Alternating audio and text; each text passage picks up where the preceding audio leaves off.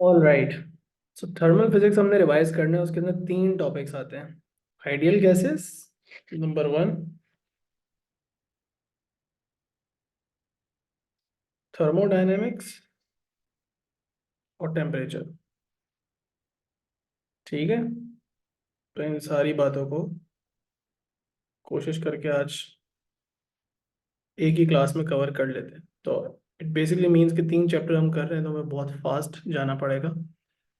Ideal gases से हम start करेंगे और फिर उसके बाद आगे चलेंगे। ठीक है भाई, रिकॉर्डिंग मैंने स्टार्ट कर दिया, तो बस मैं शुरू कर रहा हूँ।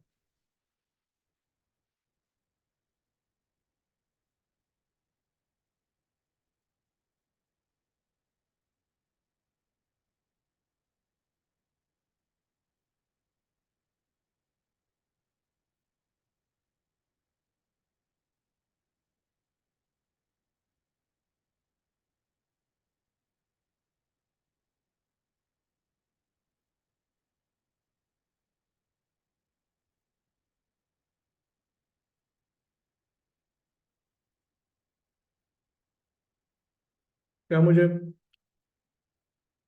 व्हाट्सएप पे अननोन नंबर से कॉल आ जा रही है? क्या सीन है?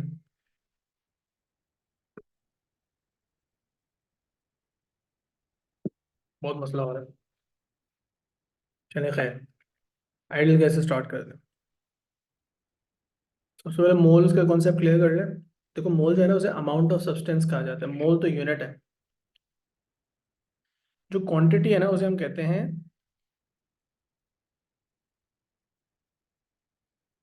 Amount of substance. इसलिए बोल रहा हूँ क्योंकि क्वेश्चन के अंदर हो सकता है ये लफ्ज इस्तेमाल हो, तो आपको पता होना चाहिए क्या मांग रहे हैं। मोल्स मांग रहे हैं।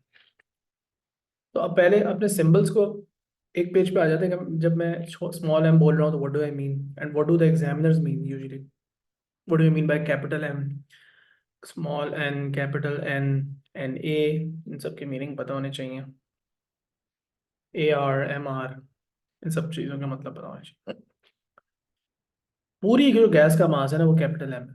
और एक एक पार्टिकल का जो मास है ना, वो एम है। पार्टिकल का मास डिपेंड करेगा कि कौन सी गैस है, राइट, कौन से मॉलिक्यूल्स हैं, कौन से एटम्स हैं। जैसे इसका मास होगा 4 ग्राम, एक नहीं, 4 ग्राम तो इसके एक मोल का मास होता है। इसके एक पार्टिकल का मास होता है 4 U। इसके एक पार्टिकल का मास होता है what ever is the nucleon number multiplied by you. इसी तरह इसका इसका इसका एक पार्टिकल का मास आपको ऐसे पता चलता है। लेकिन वही जो पार्टिकल का मास होता है यू में, वो ग्राम्स में पूरे मोल का मास होता है। ये बात भी आप समझते हैं? खैर, तो इसका और इसका मतलब समझ गए। अब एन होता है जी नंबर ऑफ पार्टिकल्स। तो ये जितने भी पार्टिकल्स हैं काउंट कर लो, नंबर ऑफ पार्टिकल्स। इनका जो यूजुअली ऑर्डर होता है वो 10 to the power 25 and above ही रहता है, या 10 टू द पावर 22, 23 और उससे ऊपर। नंबर ऑफ मोल्स, ये है असल चीज जिसको हम समझना चाह रहे हैं। तो एक मोल का मतलब क्या है? एक सर्टेन क्वांटिटी ऑफ गैस होती है। या नंबर ऑफ मोल्स आप ये भी कह सकते हैं, एक सर्टेन नंबर ऑफ पार्टिकल्स होते हैं। हर किसी का एक मोल केजीज में मास में बराबर नहीं होता, लेकिन हर किसी के एक मोल में जो नंबर ऑफ पार्टिकल्स होंगे वो हमेशा इतने होंगे। So N A is the Avogadro number and is the number of particles which is this number. This is the number of particles in one mole of a gas. And किसी भी चीज का जब एक मोल होगा तो उसमें उसके इतने पार्टिकल मौजूद होंगे। That is it. हम जिन गैसेस को देखेंगे वो एलिमेंट्स होंगे, सिंपल सिंपल, यानी कि उनके इंडिविजुअल एटम्स होंगे, मॉलिक्यूल्स वगैरह, जैसे कार्बन डाइऑक्साइड है। उन चीज़ों को हम नहीं देखेंगे। रिलेटिव एटॉमिक मास जो होता है गैस का, वो होता है एक मोल का मास, और वो यूजुअली ग्राम्स में गिवन होता है। और वो पार्टिकल का जो ऊपर न्यूक्लियॉन नंबर लिखा हुआ होता है ना, जो भी होता है, वो आपको एक तरह से उस गैस का A R, relative atomic mass भी दे रहा होता है। तो अब जाहिर सी बात है कि ये है गैस का टोटल मास और ये है एक मोल का मास, तो इनको डिवाइड करेंगे तो नंबर ऑफ मोल्स आ जाएंगे। बेसिक मैथ्स है। अब एक एग्जांपल देख लो। Argon gas has a molar mass of 40 grams. A container has 150 grams of argon gas. How many moles are there? 150 upon 40, 3.75 moles. इस बात का ख्याल रखें कि ये दोनों ग्राम्स में हो। अगर केजी में कोई एक चीज़ है, दूसरी ग्राम में है, तो bring it on to the same unit and then work it out. बस इतना करना है आपको। उसके बाद जाहिर सी बात है, ऊपर हम बेसिक मैथ दोबारा से करते हैं। एक मास, एक पार्टिकल का मास और टोटल नंबर ऑफ पार्टिकल्स को मल्टीप्लाई करेंगे तो टोटल गैस का मास आ जाएगा। इसी तरह एक पार्टिकल का मास और एवोगैड्रो नंबर को मल्टीप्लाई करेंगे तो एक मोल का मास आ जाएगा। अब ये आपको बात समझ में आ जानी चाहिए कि एवोगैड्रो नंबर जो होता है वो नंबर ऑफ पार्टिकल्स इन अ मोल होता है। तो ये मास ही आ रहा है ग्राम्स में या केजीज में, बट वट जो जो यूनिट यहाँ होगा वो यूनिट यहाँ भी होगा, लेकिन एक मोल का मास है इसलिए ये नंबर यूज होगा। ठीक है।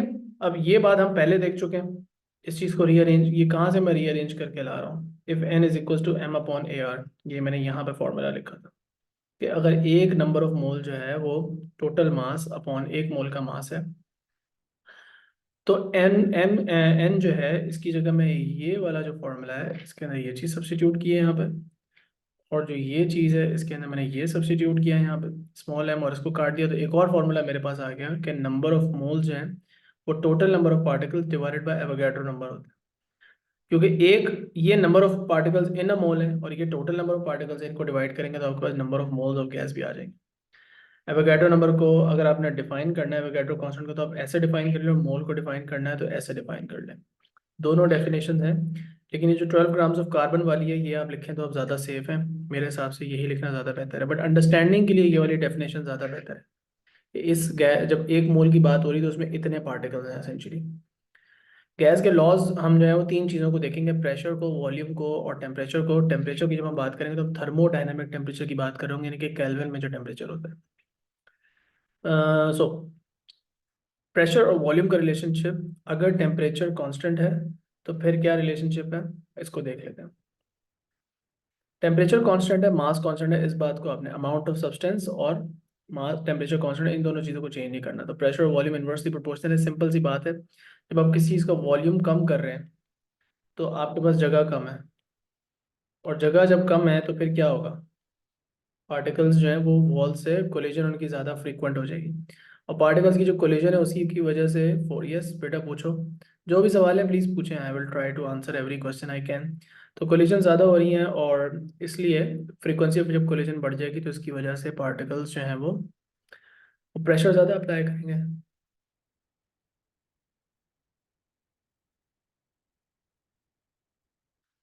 Potential energy of the solid is not the greatest, it is most negative, so it is most significant. हम ये नहीं कहते सबसे ज्यादा होती है, हम ये कहते हैं मोर सिग्निफिकेंट। मैंने जानबूझ के ये लफ्ज़ अवॉइड करने की कोशिश की है हर जगह पे, अपने ओ लेवल के नोट्स में भी और ए एस और ए टू के नोट्स में। असेंशली नेगेटिव होती हैं potential energies. Electric potential energies दो अट्रैक्टिंग पार्टिकल्स के बीच में कैसी होती हैं, नेगेटिव होती हैं। You remember this right, from electric fields का चैप्टर एंड ग्रेविटेशनल फील्ड का चैप्टर। तो वो ज़्यादा नेगेटिव होती है, it is more significant, right? मतलब they will feel each other's force more, and if they go to infinitely far distances then that gravitational potential energy will become zero. So in cases of gases and ideal gases the potential energy is zero, यानी कि it is insignificant। तो इसलिए उनका कोई affect नहीं एक दूसरे के ऊपर रहता। आई होप इससे आपका सवाल का जवाब आपको मिल गया, क्लियर हुई बात कुछ। तो सॉलिड के केस में ग्रेटेस्ट नहीं है, बट मोस्ट नेगेटिव है तो मोस्ट सिग्निफिकेंट है, यानी कि they will attract each other with greater force and all. ठीक है, ऑलराइट। असेंचुअली एक और बात मैं बता देता हूँ, आप वो पुरानी ए लेवल्स की किताबें उठा के पढ़ोगे ना तो आप लोगों को पोटेंशियल एनर्जी का graph versus distance between the particles इस तरह का कुछ होता है ग्राफ, जहाँ तक मुझे याद पड़ रहा है। जब उनके बीच में डिस्टेंस बहुत कम होता है ना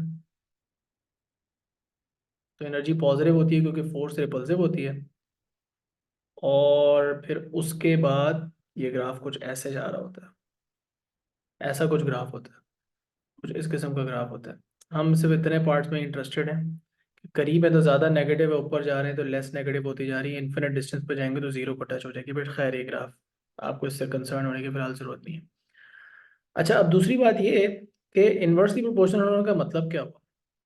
इन्वर्सली प्रोपोर्शनल होने का मतलब ये है कि देखो प्रेशर यहाँ पे डबल हो रहा है और वॉल्यूम यहाँ पे आधा हो रहा है। ये बेसिकली मैथमेटिकली आपको ये रेशियो जो है वो समझना है। P1 U1 is equals to P2 V2, यानी कि products of pressure and volume at every single point will become constant. ये ग्राफ है, ये जो ग्राफ है इसके अंदर ये आपने एक्स और वाई एक्सिस को टच नहीं करना है, एज एम टोट बना के रखना है। और एक और बात, अगर 1/V से P का ग्राफ बनाएंगे तो डायरेक्ट प्रोपोर्शन का ग्राफ बन जाएगा।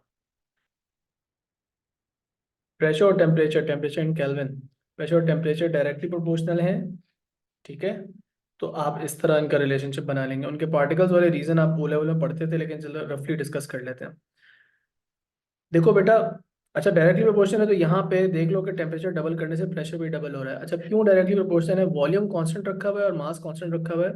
तो जब आप पार्टिकल को ज़्यादा हीट अप करेंगे तो ज़्यादा फास्ट मूव करेंगे, काइनेटिक एनर्जी ज़्यादा होगी, ज़्यादा फास्ट मूव करेंगे तो ज़्यादा फ्रीक्वेंट कोलिजन होंगे, ज़्यादा जोर से कोलिजन होंगी, hence increasing the force by the particles and force per unit area pressure, so pressure भी इंक्रीज होगा।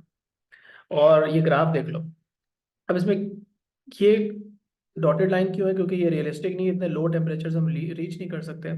यही ग्राफ अगर डिग्री सेल्सियस में बनाया होता तो अ, अगर ये प्रेशर है और ये डिग्री सेल्सियस में आपका टेम्परेचर है तो फिर ये ग्राफ कुछ यूँ बनता। ठीक है, ये बात समझना ज़रूरी है। तो डिग्री सेल्सियस वाले टेम्परेचर से प्रेशर वो नहीं होता डायरेक्टली प्रोपोर्शनल, थर्मोडायनेमिक वाले से। ठीक है, टेम्परेचर वर्सेस वॉल्यूम का जो रिलेशनशिप है उसमें टेम्परेचर वॉल्यूम डायरेक्टली प्रोपोर्शनल है if pressure and mass remains constant. So once again same type of graph, once again temperature in kelvin ख्याल रखना है। तो V1/T1 is equal to V2/T2। अब ये जो चीज़ है कि PV is equal to a constant and P/T is equal to a constant and V/T is equal to a constant, इन तीनों बातों को अगर हम कंबाइन करें तो P1 V1/T1 is equal to P2 is equal to a constant. और इन सब बातों से हम आइडियल गैस की इक्वेशन बना सकते हैं। टी को दूसरी साइड पे ले जाओ, एसेंचुअली टी को दूसरी साइड पे ले जाओ तो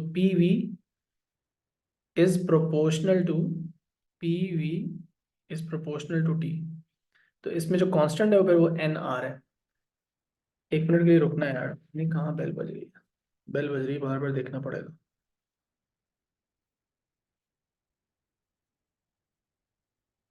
just hold on.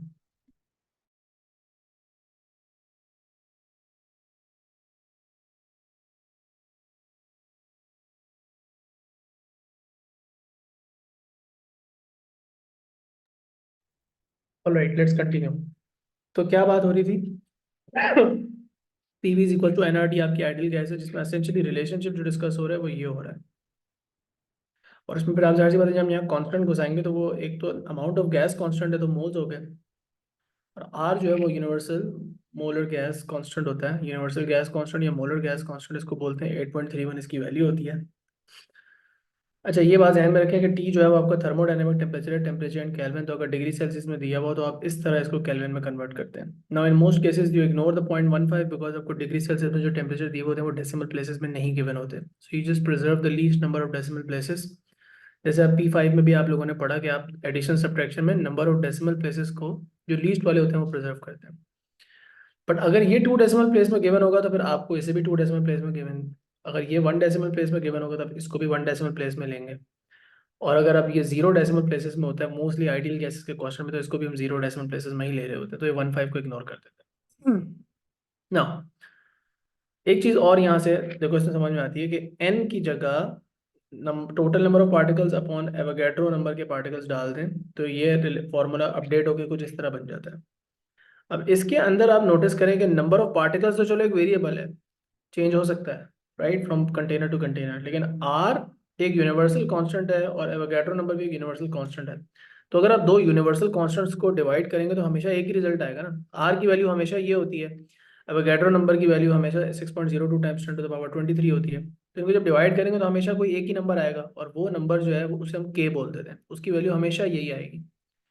Avogadro number और आर को डिवाइड करोगे तो हमेशा ये आंसर आएगा। तो इस कांस्टेंट को हमने नया नाम दे दिया बोल्ट्जमैन कांस्टेंट। और ये आपको याद रहना चाहिए, प्लीज याद रखिएगा, ये काम आ सकती है, चीज पूछ सकते हैं आपसे। अब हमने इस फॉर्मूला को फिर अपडेट करके क्या लिखा, हमने कहा यार एन तो चलो अब यहाँ पे छोड़ देते हैं एज अ वेरिएबल क्योंकि गैस टू गैस डिफरेंट हो सकता है, बट के जो है वो हमारा एक यूनिवर्सल कांस्टेंट है जो यहाँ पे रहेगा, where K is this value. Once again constants are given in the formula and data वाला पेज। आइडियल गैस की डेफिनेशन क्या है? It is the gas that obeys ideal gas equation and then write the equation as well, write the equation as well, और you can write it obeys the law PV is proportional to T and then ये वाली बात लिखना बहुत जरूरी है। अब असल में यही बात है कि at all values of pressure volume and temperature पे कोई भी गैस आइडियल गैस की तरह बिहेव करती ही नहीं है। रियल गैसेस जो है ना वो आइडियल गैस की तरह नहीं बिहेव करती, but real gases ideal gas की तरह बिहेव कुछ कंडीशंस में कर सकती हैं, and not exactly like an ideal gas, but just close to an ideal gas behaviour show कर सकती है इन कंडीशंस के अंडर। ठीक है, अगर ये कंडीशंस फुलफिल नहीं होंगी तो फिर कोई रियल गैस आइडियल गैस की तरह बिहेव बहुत मुश्किल से करेगी। आइडियल गैस एक असेंशियली मॉडल है जिसको हम रियल गैसेस पे अप्लाई करने की कोशिश करते हैं। Kinetic theory of gases, gas is made up of tiny particles, they are always in motion. इसकी 4 अजम्पशंस जो आइडियल गैसेस पे अप्लाई होती हैं वो ये हैं कि सारे particles identical hard perfectly elastic spheres की तरह बिहेव करते हैं, जब वो एक दूसरे से कोलाइड करते हैं तो उनके बीच में इलास्टिक कोलिजन्स होती हैं, यानी कि when they collide with each other the overall kinetic energy is not lost. The volume of the molecules is negligible compared to the volume containing the vessel. It also means the distance between the particles is much greater than their diameters. So particles बहुत small है compared to the entire container. There are no force of attraction or repulsion between the molecules, and then that leads to the conclusion that there is no potential energy between the particles. और ये बात इससे भी link होती है क्योंकि particles एक दूसरे से इतना दूर हैं कि उनकी पोटेंशियल एनर्जी जीरो हो जाती है। इलेक्ट्रिक फील्ड्स के अंदर आप लोगों ने पढ़ा था कि देखो ये पार्टिकल है सपोज करो, और ये पार्टिकल है और ये एक दूसरे को अट्रैक्ट कर रहे हैं, तो इनके बीच में जो पोटेंशियल एनर्जी होती है उसका फॉर्मूला होता है K(Q1 Q2 upon x, the distance between them. So if x is infinitely large then this is infinitely small, and by the way ये नेगेटिव होती है अट्रैक्टिव फोर्सेस के केस में। तो ये आपको ग्राफ याद होगा पोटेंशियल एनर्जी का। तो आइडियल गैस के केस में हमने बोला कि पार्टिकल्स एक दूसरे से बहुत दूर हैं, तो फिर हमने ये भी कह दिया उनकी potential energy close to zero होगी, जीरो को अप्रोच कर रही हो। There are many molecules all moving randomly. So इससे हम एवरेजिंग वाली चीज़ जो है ना उसको आगे जाके डेरिवेशंस में यूज़ करेंगे। हमने काइनेटिक मॉडल ऑफ मैटर को यूज़ करते हुए काइनेटिक एनर्जी और मीन स्क्वायर स्पीड और रूट मीन स्क्वायर स्पीड के फॉर्मूलाज को डिराइव करना है। तो एक पार्टिकल है जिसका मास है स्मॉल m, एक कंटेनर है क्यूब, एक कंटेनर जिसकी साइड l है सारी साइड्स, और वो पार्टिकल जो है ना वो इस तरह मूव तो जैसे भी कर रहा था, हम उसकी horizontal component of velocity x component of velocity को कंसिडर करें। ये 3D क्यूब है तो इसमें 3 कंपोनेंट्स हैं इसके वेलोसिटी के, C X, C Y and C Z, ये दोनों बाद में आएंगे। अभी हम सिर्फ इस कंपोनेंट को देख रहे हैं। तो जब ये पार्टिकल रिबाउंड करेगा तो उसकी रिबाउंड स्पीड फिर ये होगी rebound velocity with minus sign.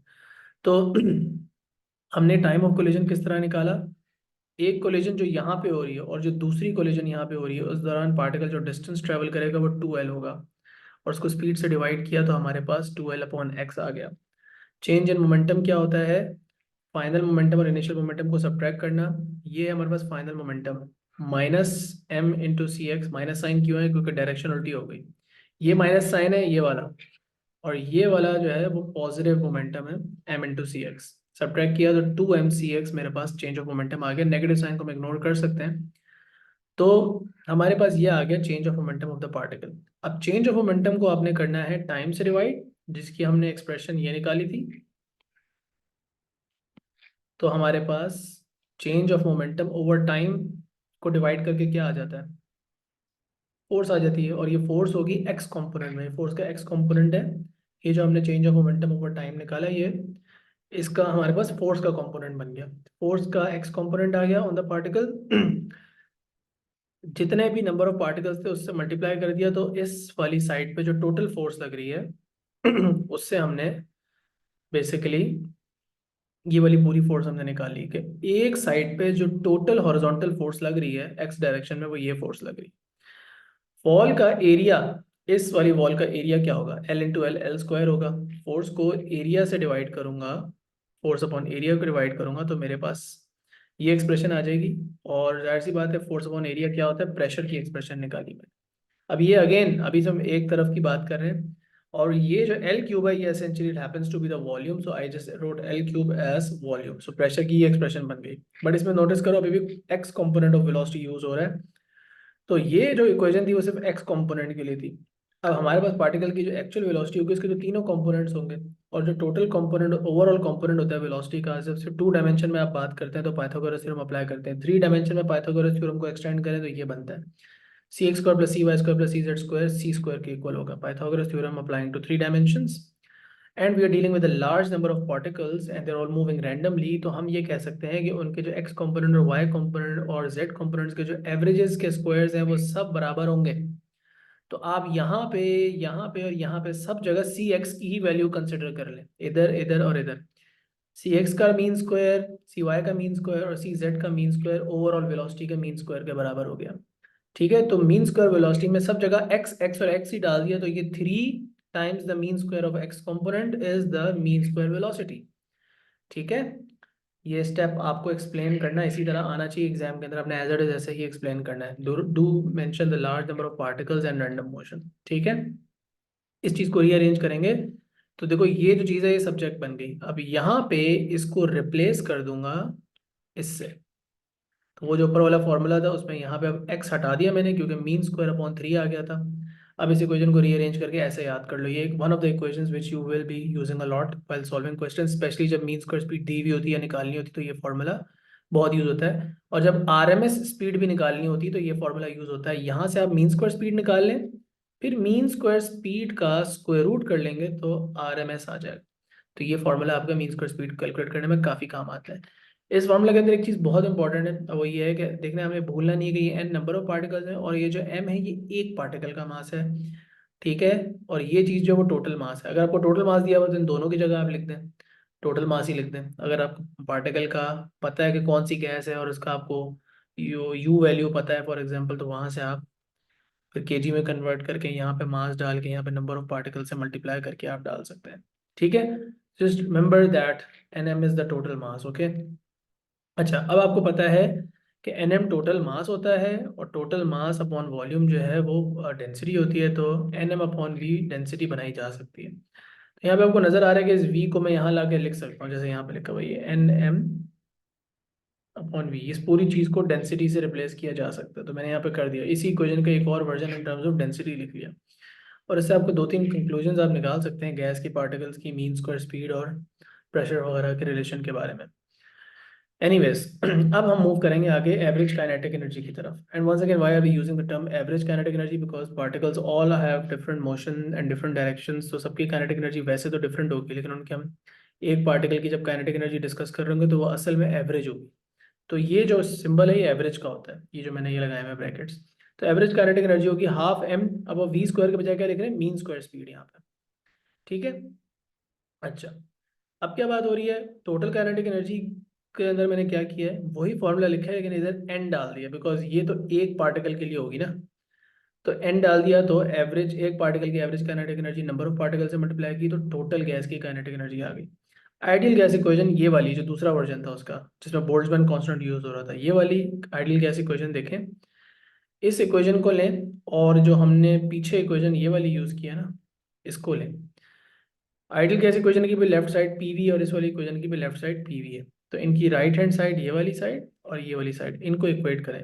ठीक है, तो ये और वो वाली चीज़ इक्वेट की यहाँ पे मैंने, देख रहे हो आप नंबर ऑफ पार्टिकल्स यहाँ पे कैंसिल हो गए। और अब आपका रिलेशनशिप जो है वो मैंने क्या किया है कि इसको मैं इसकी लेफ्ट साइड को काइनेटिक एनर्जी या राइट साइड को काइनेटिक एनर्जी बनाने की कोशिश करूंगा। इसके लिए मैंने ज़बरदस्ती दोनों साइड को 2 से डिवाइड किया, देख लो यहाँ पे 1/2 खुद डाले। तो ये जो चीज़ थी ये आपकी एवरेज काइनेटिक एनर्जी निकल आई। बाकी जो 3 डिवाइड हो रहा था वो तो ऑलरेडी हमने होने दिया। इस फॉर्मूला को अगर मैं रीअरेंज करूँ काइनेटिक एनर्जी को सब्जेक्ट बनाऊँ तो 3/2 kT है, इसकी डेरिवेशन भी बहुत ज़्यादा आती है, ये फॉर्मूला अक्सर आपको सवालों के शुरू में भी गिवन होता है। और अगेन वही बात की ये एक सिंगल पार्टिकल की काइनेटिक एनर्जी है of A molecule, A is important right, singular. Total kinetic energy gas की चाहिए तो इसको कैपिटल एन से मल्टीप्लाई करना पड़ेगा। तो जब वो आइडियल गैस के अंदर टोटल इंटरनल एनर्जी का इंक्रीज मांगते हैं इस इक्वेशन के थ्रू जब आपको कैलकुलेट करना पड़ता है, तो आप यहाँ पे डाल देते हो चेंज इन टेम्परेचर, तो इससे आपके पास total change in kinetic energy आ जाता है। याद रखें पर आपने ये वाला नहीं नंबर ऑफ पार्टिकल्स मल्टीप्लाई करने होते हैं, तो total change in kinetic energy निकालते हो और यही change of internal energy of the ideal gas होता है।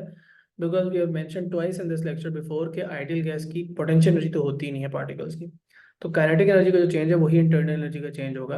अब क्योंकि हम रिवाइज कर रहे हैं तो मैं अज्यूम कर रहा हूँ कि सबको इंटरनल एनर्जी की डेफिनेशन पता है, sum of potential and kinetic energies right.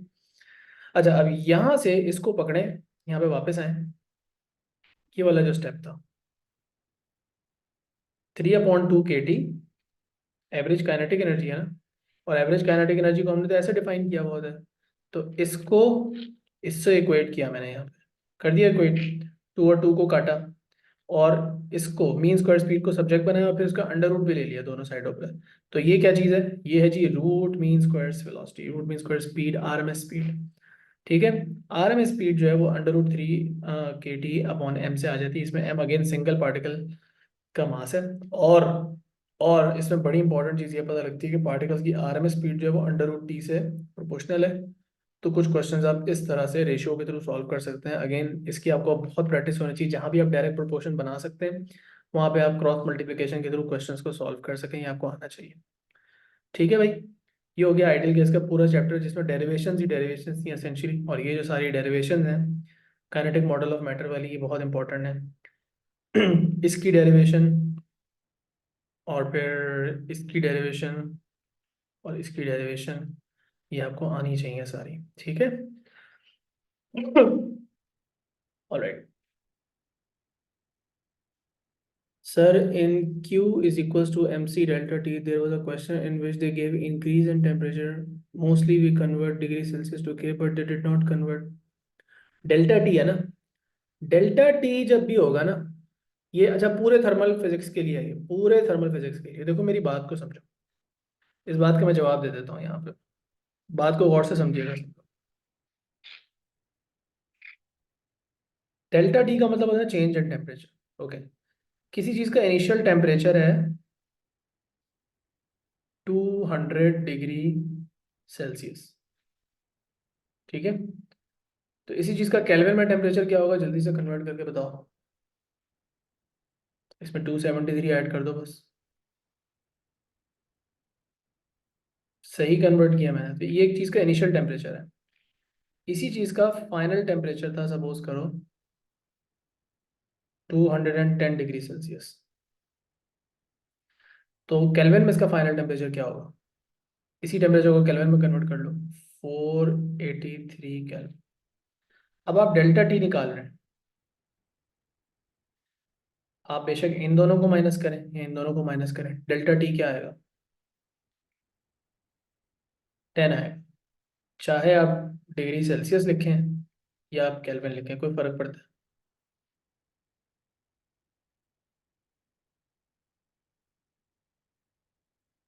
हवा कल के लेक्चर में बेटा मैंने फेज डिफरेंस एक्सप्लेन किया था, वो क्वेश्चन मैंने कर दिया था एक्सप्लेन, अनस ने क्वेश्चन पोस्ट किया था और वो मैंने फेज डिफरेंस एक्सप्लेन किया था। अगर वो कल वाले क्वेश्चन की आप बात करिए, ठीक है। ओके, ये चीज़ क्लियर हो गई अफसर। अनस ने जो क्वेश्चन पूछा था वो क्वेश्चन नंबर उससे कंफर्म कर लेना, और मैंने वो कल वाली क्लास में एक्सप्लेन किया था।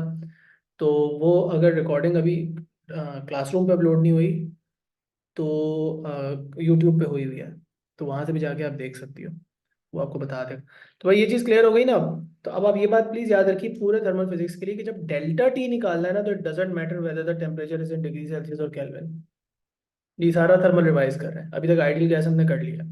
तो अब अगले आधे घंटे से 45 मिनट के अंदर अंदर थर्मोडायनेमिक्स और टेम्परेचर को करने की कोशिश करते हैं। ठीक है, ये हो गया। अब पढ़ते हैं इंटरनल एनर्जी क्या होती है। इंटरनल एनर्जी की ये डेफिनेशन है, इसमें कॉम इंपॉर्टेंट चीज़ें, sum of kinetic and potential energies of the particles या मॉलिक्यूल्स, ये वर्ड बहुत इंपॉर्टेंट, इसको आप मिस ही नहीं कर सकते। और रैंडमली डिस्ट्रीब्यूटेड बहुत इंपॉर्टेंट है लिखना, ठीक है। या that they are in random motion अलग से सेपरेट सेंटेंस में लिख दें, ये आपका लिखना बहुत जरूरी है। So all the highlighted words you can't miss in the definition, 2 mark की डेफिनेशन आती है तो आपको लिखनी है। ओके, टेम्परेचर और हीट का जो और ट्रांसफर ऑफ एनर्जी, ये सब चीज़ों का जो एक तरह से मैंने कॉन्सेप्ट आप लोगों को पहले भी दिया था, लेकिन जल्दी से मैं बात डिस्कस कर लेता हूँ। देखो, अब पूछूंगा नहीं, अब सवाल के अंदाज में नहीं पेश करूंगा ये बात, अब मैं बस बताऊंगा, राइट। हीट और टेम्परेचर सेम चीज़ नहीं है। हीट का मतलब होता है ट्रांसफर ऑफ एनर्जी। हीट इस डायरेक्शन में क्यों फ्लो कर रही है, मुझे ये बताओ। इसके पास ज़्यादा एनर्जी है, इसके पास ज़्यादा एनर्जी है, एनर्जी ज़्यादा इसके पास है। More likely, if you calculate the total kinetic and potential energy of the system, this one will give you a bigger answer. Although हमारे पास एग्जैक्ट डेटा नहीं है, बट हम इसके थ्रू अगर कैलकुलेट करें तो रफली हमारे पास ये बात काफी हद तक क्लियर है कि इसकी एनर्जी ज्यादा है, ओवरऑल यहाँ पे एनर्जी ज्यादा है। लेकिन एनर्जी फिर कम वाले से ज्यादा वाले में क्यों जा रही है? बिकॉज जो हीट फ्लो करती है ना, वो ये नहीं देखती कि एनर्जी किसके पास ज्यादा है और किसके पास कम है। वो क्या देखती है? वो देखती है टेम्परेचर किसका ज्यादा है और किसका कम है। और टेम्परेचर जो है ना, वो टोटल काइनेटिक एनर्जी पे डिपेंड नहीं करता। वो किस चीज पे डिपेंड करता है? बोलो। टेम्परेचर टोटल काइनेटिक एनर्जी पे नहीं डिपेंड करता, किस चीज पे डिपेंड करता है?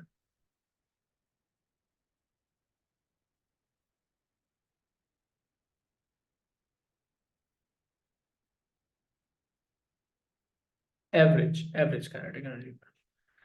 सो यहाँ पे टेम्परेचर क्योंकि ज्यादा है, तो एवरेज काइनेटिक एनर्जी यहाँ ज्यादा होगी, इसलिए हीट इस डायरेक्शन में फ्लो करेगी। Okay, if the gas is ideal, तो ये सवाल बहुत ज़्यादा रिपीट होता है, बहुत ही रेपिटेटिव क्वेश्चन है कि आइडियल गैस की पोटेंशियल एनर्जी क्यों नहीं होती। आइडियल गैस की पोटेंशियल एनर्जी इसलिए नहीं होती क्योंकि पार्टिकल के बीच में फोर्सेस नहीं होते हैं। फिर इस बात को एक्सप्लेन करने के बाद आपने ये बोलना होता है कि इंटरनल एनर्जी तो काइनेटिक और पोटेंशियल का सम है, लेकिन क्योंकि आइडियल गैस में पोटेंशियल एनर्जी है ही नहीं, तो इंटरनल एनर्जी का जो इंक्रीज ऑफ काइनेटिक एनर्जी है वही increase of internal energy.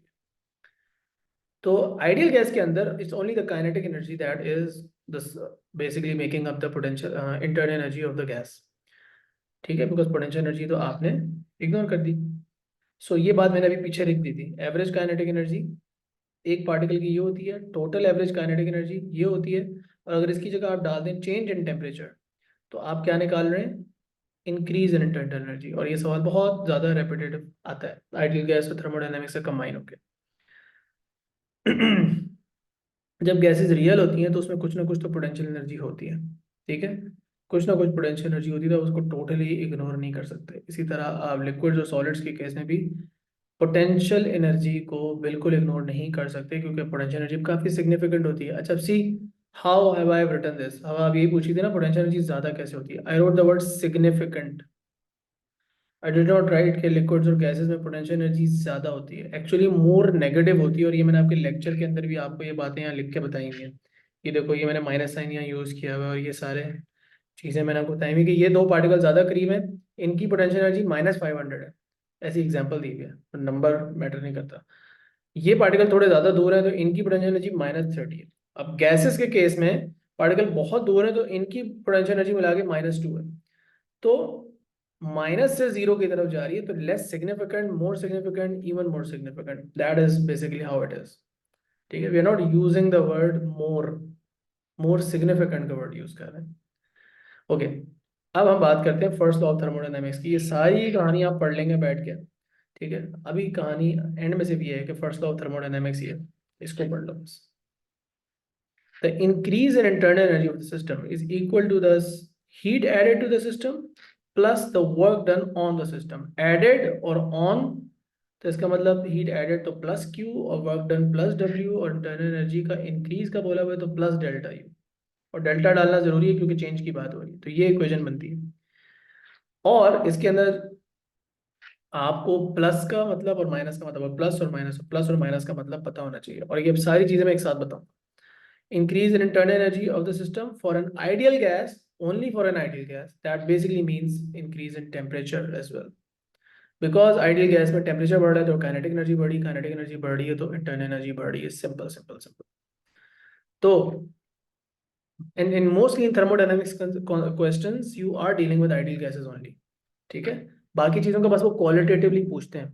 Theoretical question आता है ना 2-3 मार्क का, कि एक आइस है, आइस का क्यूब है, उसको 100 मीटर से ड्रॉप किया तो वो आइस रास्ते में थोड़ी सी मेल्ट हो रही है, तो क्या आइस की इंटरनल एनर्जी बढ़ रही है या कम हो रही है? Use the first law of thermodynamics और the definition of internal energy to explain. इस तरह के क्वेश्चन जैसे आ रहे होते हैं। ओके, तो अब मैं पहले ये सारे एक्सप्लेन कर दूं, फिर मैं क्वेश्चन देखता हूँ आगे। सो प्लस यू का मतलब increase in internal energy, and that for an ideal gas that would mean also mean increase in temperature. तो ये निशानी हो गई आपकी पहचानने के लिए। अगर गैस का टेम्परेचर बढ़ रहा है तो समझ जाओगे इंटरनल एनर्जी बढ़ी होगी, टेम्परेचर गिर रहा है तो इंटरनल एनर्जी कम हुई होगी, और दैट वुड बी माइनस इसकी नेगेटिव वैल्यू। प्लस क्यू का मतलब है heat added to the system, and also एक और बात मैं भी यहाँ पे बताने लगा हूँ, और माइनस क्यू का मतलब होगा heat remove for the system. अब ये बड़ी इंपॉर्टेंट बात है, ये जो क्यू है ना, जो तुम्हारा कैपिटल क्यू होता है ना, वो जो अगर टेम्परेचर वाले चैप्टर में, ये वही है। अभी मैं एक और, क्योंकि अभी रिसेंटली कुछ क्वेश्चन है जिसमें इसको स्पेसिफिक हीट कैपेसिटी के साथ भी इन्होंने लिंक करना शुरू कर दिया रिसेंट क्वेश्चन में, काफ़ी इंटरेस्टिंग और मुश्किल बना दिया था उन्होंने इस चीज़ को। आप लोगों ने मेरे साथ किए हैं वो क्वेश्चन, ऐसा नहीं कि नहीं किए, मैंने भी करवाए हैं रिसेंटली पिछले महीने। अच्छा, अब वर्क डन पहले समझ लो, फिर वापस आते हैं क्यू के ऊपर। क्यू की बात एंड में दोबारा से करते हैं। वर्क डन जो होता है ना, वो गैस या सिस्टम पे जब वर्क डन हो रहा होता है तो उसे पॉजिटिव वर्क डन कहा जाता है। In the case of N ideal gas और अ गैस, दैट मीन्स कि गैस को कंप्रेस किया जा रहा है, उसका वॉल्यूम कम हो रहा है। And work done by the system का मतलब होगा कि सिस्टम की एनर्जी एसेंशियली कम हो रही है, वर्क डन नेगेटिव होगा, और उस केस में गैस एक्सपैंड हो रही होगी because it is expanding against the atmospheric pressure. Now this work done, इसकी डेरिवेशन मैंने यहाँ की हुई है, मैं डेरिवेशन अभी दोबारा नहीं करवाऊंगा यार। लेकिन ये जो वर्क डन है, अगर प्रेशर कांस्टेंट हो, अगर प्रेशर कांस्टेंट हो वॉल्यूम चेंज के दौरान, वॉल्यूम कम हो रहा है या ज्यादा हो रहा है उस दौरान, अगर प्रेशर कांस्टेंट हो तो इस वर्क डन को P इंटू डेल्टा वी से निकाल लिया जाता है। अगर प्रेशर और वॉल्यूम दोनों चेंज हो रहे हो, अब यह पार्ट आपका टेक्निकली सिलेबस में नहीं है, लेकिन अगर प्रेशर और वॉल्यूम का ग्राफ ऐसा बनता है, अगर प्रेशर वॉल्यूम दोनों चेंज हो रहे हैं तो यहाँ से यहाँ तक जो ओवरऑल वर्क डन है वो एरिया अंडर द ग्राफ से निकाला जाता है। वो आपको नहीं करना पड़ेगा क्योंकि कर्व्ड होता है ग्राफ, तो वो फिर एस्टिमेट वाला ही सारा सीन है, वो हमें नहीं करना। ठीक है, ठीक है भाई, अब ये प्लस माइनस वाली सारी बातें समझ में आ गई। अब पहले मैं दो तीन सवाल देख लूँ वर्क डन से रिलेटेड, फिर मैं जरा आगे क्यू से रिलेटेड एक बात बताना चाह रहा हूँ। So for work done by the system, can I right increase in volume?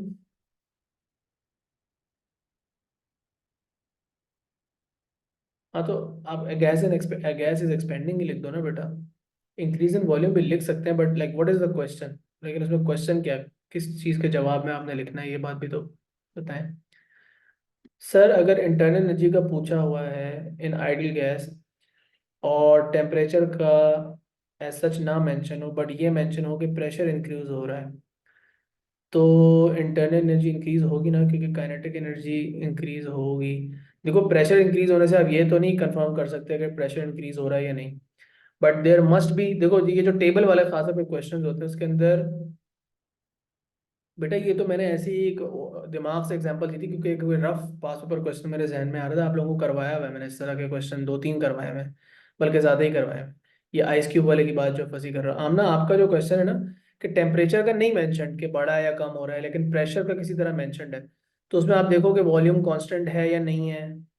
अगर वॉल्यूम कांस्टेंट है, सपोज करो, अब इस बात को समझो, अगर वॉल्यूम कांस्टेंट है और कह रहे हैं प्रेशर हो रहा है इंक्रीज, तो मुझे पता होना चाहिए कि टेम्परेचर के साथ क्या हो रहा है, because at constant volume pressure and temperature are directly proportional.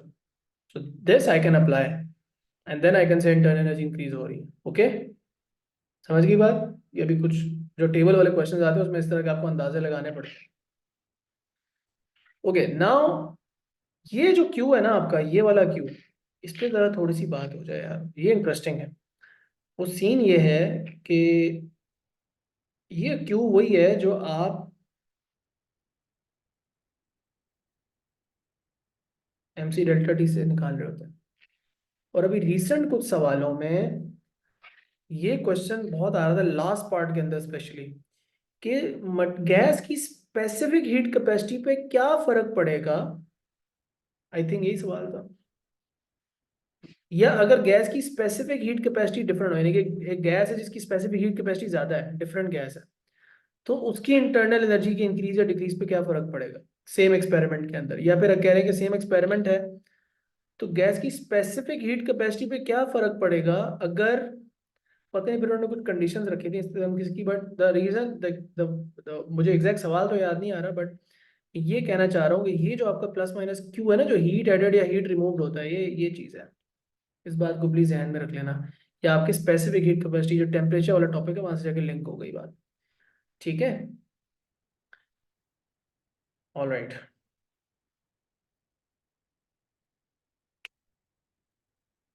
ये डेरिवेशन देख लेना, कोई इतना मतलब कोई वो नहीं मसला। अच्छा, कुछ ऐसे प्रोसेसेस होते हैं जिसमें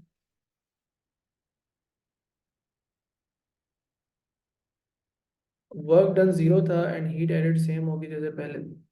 अब अब्दुल्ला मुझे एग्जैक्ट सवाल नहीं आ रहा याद, लेकिन वो फाइल में, हमारी टॉपिकल की फाइल में पढ़ा हुआ होगा, मैंने अभी रिसेंट पिछले ही महीने में कुछ आपको थर्मल के क्वेश्चंस दोबारा करवाए थे ग्रुप बी को, तो उनकी रिकॉर्डिंग सारी अपलोडेड है, दोनों ग्रुप्स के क्लासरूम में अपलोडेड है। Okay, so now we are talking about the first law in some special processes. जब वो कहते हैं कि एक ऐसा सिस्टम है जो परफेक्टली इंसुलेटेड है, यानी कि उसमें हीट लॉस और हीट गेन कोई नहीं हो रहा, तो क्यू जीरो कर देंगे बस, फिर ये इसके इक्वल हो जाएगा। कभी कभार कुछ क्वेश्चंस या पार्ट ऑफ द क्वेश्चन के अंदर आपको ये कॉन्सेप्ट अप्लाई करना पड़ता है। इसी तरह कुछ सिस्टम्स ऐसे होते हैं जिसमें चेंजेस नहीं होते वॉल्यूम में, तो जब वॉल्यूम चेंज नहीं होता तो फिर वर्क डन नहीं हो रहा होता, और जब वर्क डन नहीं हो रहा होता तो फिर ये बस दो चीज़ें आपस में इक्वेट हो जाती है। ठीक है भाई। अब आगे चलने से पहले कोई जो बात हो रही थी वो सवाल से रिलेटेड खोल के देख लेते हैं। ये छोड़ो अभी, रहने दो, 9 बजे ख़त्म करना चाह रहा था लेक्चर, अगला बहुत लंबा है, अगले चैप्टर का नोट बहुत लंबा है। कहाँ है वो thermodynamics?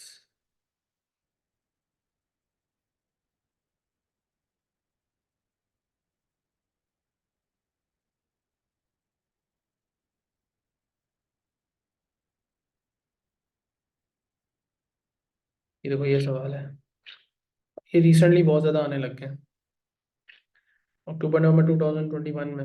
How the specific heat capacity would now compare with the values in C2। Volume fix नहीं है, पहले वॉल्यूम फिक्स था तो वर्क डन जीरो था, अब वॉल्यूम फिक्स नहीं है तो वर्क डन भी होगा। अब वर्क डन पॉजिटिव होगा या नेगेटिव होगा, आपको ये वॉल्यूम आपका फिक्स्ड नहीं है तो वर्क डन होगा। अब वर्क डन नेगेटिव है या पॉजिटिव है वो आपको पूरा क्वेश्चन देख के फिर फिगर आउट करना पड़ेगा, फिर उसकी बेसिस पे आप जवाब देंगे कि सी पे क्या फर्क पड़ेगा। लेकिन सी जो है वो आपने याद रखना है कि Q upon M delta T के इक्वल होता है, तो उससे फिर आप चीज़ों को रिलेट करेंगे। एनीवेज, फिर ये सवाल और भी 2-3 जगह पॉपअप हुआ था।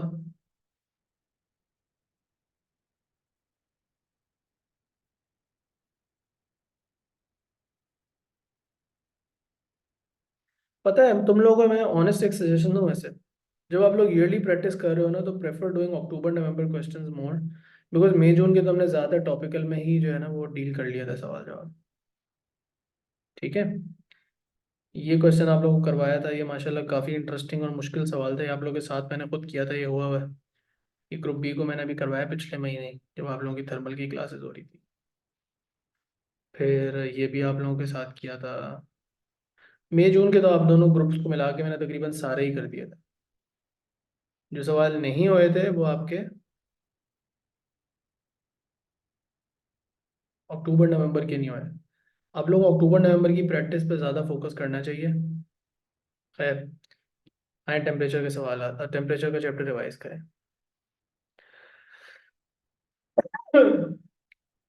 स्पेसिफिक हीट कैपेसिटी क्या होती है? Specific heat capacity, direct definition पे जाएंगे, इज द एनर्जी ट्रांसफर्ड। मैंने यहाँ पे रिलीज और एब्जॉर्ब लिख दिया तो इसको रिप्लेस कर दो ट्रांसफर्ड से, to change the temperature of a substance by 1 kelvin per unit mass. So energy transferred और ये हीट ट्रांसफर्ड है, इसके अंदर आप हीट का वर्ड यूज कर सकते हैं क्योंकि ये स्पेसिफिकली हीट के बारे में बात हो रही होती है। हीट ट्रांसफर्ड ऑन एम, क्योंकि पर यूनिट मास है, and per unit change in temperature तो डेल्टा टी। अब ये 1 केल्विन या डिग्री सेल्सियस दोनों हो सकते हैं क्योंकि मैंने चेंज इन टेम्परेचर की बात की है, तो डेल्टा डेल्टा जो है, जब डेल्टा टी है तो दोनों यूनिट्स हो सकते हैं, चाहे केल्विन लिखें या पर केल्विन हो या पर डिग्री सेल्सियस हो, आपको कोई फर्क नहीं पड़ना चाहिए, कोई कन्वर्जन की टेंशन नहीं रहनी चाहिए डेल्टा टी के अंदर। इस फॉर्म में ये इक्वेशन हमने मोस्टली याद रखते हैं। वाटर की स्पेसिफिक हीट कैपेसिटी बहुत ज़्यादा होती है, इसलिए ये चीज़ों की हीट को एब्जॉर्ब करवाने में इस्तेमाल होता है। गाड़ी के अंदर आप कूलेंट डालते हैं, लेकिन कूलेंट ना डालें तो रेडिएटर के अंदर बस पानी भी डालते हैं तो गाड़ी चलती है। सो वाटर, किसी की स्किन जल जाए, कुछ हो जाए, या कुछ आपको गर्मी वैसे लग रही है, सब कुछ चीज़ों को ठंडा करने के लिए आप पानी डालते हैं ऊपर, क्योंकि पानी बहुत सारी हीट को एब्जॉर्ब करता है before even starting to change in temperature. 1 kg of water can absorb 4200 joules of energy before its temperature will increase by 1 degree Celsius. So specific heat capacity की definition क्या है? Energy transferred to change the temperature by 1 unit, यानी कि 1 kelvin या 1 degree Celsius पर unit mass of the system. Substance का 1 kg का अगर आपने 1 डिग्री टेम्परेचर चेंज करना है तो उस दौरान जो एनर्जी रिलीज या एब्जॉर्ब होगी, उस अमाउंट ऑफ एनर्जी को specific heat capacity small C कहा जाता है। For a solid this is the experiment that you are using. बहुत बड़ी अजम्पशन यहाँ पे ये है कि जो हीटर से जो एनर्जी मिल रही है वो सारी की सारी मटेरियल एब्जॉर्ब कर रहा है। तो हीटर की जो energy power into time, heater की अगर आपको वॉट्स में या किलो वॉट में पावर दी हुई है या फिर करंट और वोल्टेज दिया हुआ है फिर उसको टाइम से मल्टीप्लाई करते हैं, ये हीटर की एनर्जी। और जो एब्जॉर्ब कर रहा है मटेरियल हीट टेम्परेचर गेन करवाने के लिए वो एमसी डेल्टा टी से आ रहा है। स्पेसिफिक हीट कैपेसिटी आप यहाँ से निकाल सकते हैं। बहुत बड़ी अजम्पशन है कि कोई हीट लॉसेस नहीं हो रहे, जबकि रियलिटी में हीट लॉसेस होते हैं। यहाँ पे आप लिक्विड के लिए वही काम कर रहे हैं, लेकिन यहाँ पे मेरा मेथड 1 लिखा हुआ है। सो लिक्विड के लिए हमारे पास एक बेहतर तरीका है जो कि आगे जाकर डिस्कस करते हैं अभी। वंस अगेन हीटर की एनर्जी लिक्विड सारी की सारी एब्जॉर्ब कर रहे हैं, तो ये हम वर्किंग कर रहे हैं। लेकिन इसमें अगेन वही अजम्पशन जो है जो कि एक्चुअली में ट्रू नहीं होती। और इस अजम्पशन को लेने से होता ही है, अगर आप इस पूरी इक्वेशन को रीअरेंज करके देखो, तो अजम्पशन को लेने से होता है कि आपकी सी की वैल्यू एक्चुअल वैल्यू से ज़्यादा आती है। ठीक है, आगे चलते हैं। दूसरा मेथड लिक्विड की स्पेसिफिक हीट कैपेसिटी को कैलकुलेट करना है। आपके पास एक ट्यूब सी है जिसका एक लिक्विड का ये इनलेट है और ये लिक्विड का आउटलेट है। इनलेट पे भी एक टेम्परेचर मेजर करने के लिए और आउटलेट पे भी टेम्परेचर मेजर करने के लिए थर्मामीटर लगा हुआ है। यहाँ से हम लिक्विड को एक सर्टेन रेट पे इन और आउट करवा रहे होते हैं। इसके इनिशियल और फाइनल टेम्परेचर जो है वो हम मेजर कर रहे होते हैं, टेम्परेचर इन टेम्परेचर आउट। ठीक है। और हम ये जो कॉइल है जो कि यहाँ पे हमारा सप्लाई से कनेक्टेड है, कॉइल को जो एनर्जी मिल रही है वही पावर इनटू टाइम या current into voltage into time से कैलकुलेट कर रहे होते हैं। करना ये होता है कि हमने हीट लॉस को एलिमिनेट करना है दो साइमल्टेनियस इक्वेशंस बना के। हीट लॉस को ये नहीं अज्यूम करना कि जीरो है, हीट लॉस रखेंगे अपनी इक्वेशन में लेकिन इसको मैथमेटिकली एलिमिनेट कर देंगे। ठीक है। फंसी आप ट्रांसफर भी लिख सकते हैं या एब्जॉर्ब रिलीज दोनों भी लिख सकते हैं। ठीक है। अब आपने करना ये है कि आप एक करंट की और वोल्टेज की वैल्यू सेट करें, मास का फ्लो रेट सेलेक्ट करें। ठीक है। और मास कलेक्टेड इन टाइम टी, तो मतलब एक सर्टेन लाइक लेट्स से आप 5 मिनट के लिए जितना मास कलेक्ट करते हैं वो आप यहाँ से जो लिक्विड है वो आपने एक बकेट में कलेक्ट कर लेना है या एक बीकर में कलेक्ट कर लेना है। बकेट ही चाहिए होगी। ठीक है, ताकि उसमें आप टाइम के साथ मास फ्लो रेट कैलकुलेट कर सकें। अच्छा, ये आपका टेम्परेचर इन और ये टेम्परेचर आउट है। ये आपने सारी रीडिंग्स जो है वो ले लेनी है पहले सेट ऑफ एक्सपेरिमेंट्स के लिए। फिर सेकंड सेट ऑफ रीडिंग्स लेनी है।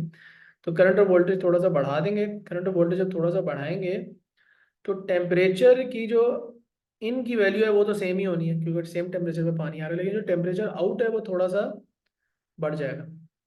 ऐसा ही होगा ना। जब हम टेम्परेचर करंट और वोल्टेज बढ़ाएंगे थोड़ा सा तो हीटर ज़्यादा काम करेगा। अब सेम रेट पे अगर लिक्विड फ्लो कर रहा होगा लेकिन हीटर ज़्यादा पावर सप्लाई कर रहा होगा तो टेम्परेचर आउट ज़्यादा हो जाएगा। तो हमने मास फ्लो रेट को बढ़ाना है कि ज़्यादा लिक्विड पास करे, ताकि फिर ये जो ऊपर गई थी ना रीडिंग ये वापस अपनी ओरिजिनल उस पर आ जाए, ताकि ये जो टी ओ की रीडिंग और ये जो टी ओ की रीडिंग है वो सेम रहे। तो इनको हमने कांस्टेंट रखना है। इसको बढ़ा देना है, इसको बढ़ा देना है, इसको बढ़ा देना है, टाइम भी सेम ही रहेगा।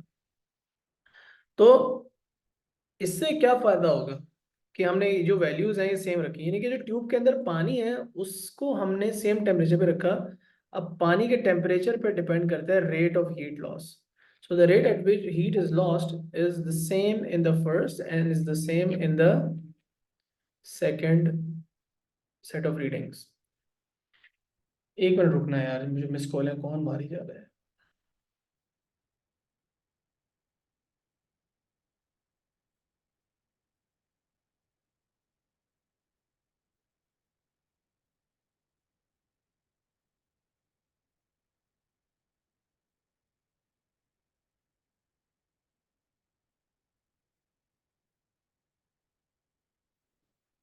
ठीक है भाई। तो फर्स्ट सेट ऑफ रीडिंग से इक्वेशन बनाई और सेकंड सेट ऑफ रीडिंग से इक्वेशन बनाई, लेकिन मेन वर्ड इक्वेशन क्या है? Energy supplied by the heater equal to the energy absorbed by the liquid to change its temperature plus some heat that is lost to the surroundings। ये word equation जब बनाना सीख जाएंगे आप, किसी भी scenario को नया पुराना क्वेश्चन मॉडिफाई होकर आ जाए आपका क्वेश्चन आपसे हो जाएगा। यहाँ पे पहली सेट ऑफ रीडिंग्स डालेंगे, यहाँ पे सेकंड सेट ऑफ रीडिंग्स डालेंगे। Notice the things that are the same. Time को हमने सेम रखा था, इन दोनों चीज़ों को हमने सेम रखा था। सी तो है ही कांस्टेंट लिक्विड का। चेंज किन और एज हम कांस्टेंट क्यों रख रहे हैं उसकी मैंने रीजनिंग एक्सप्लेन कर दी। ये चेंज हुआ है और ये दोनों चीज़ें चेंज हुई।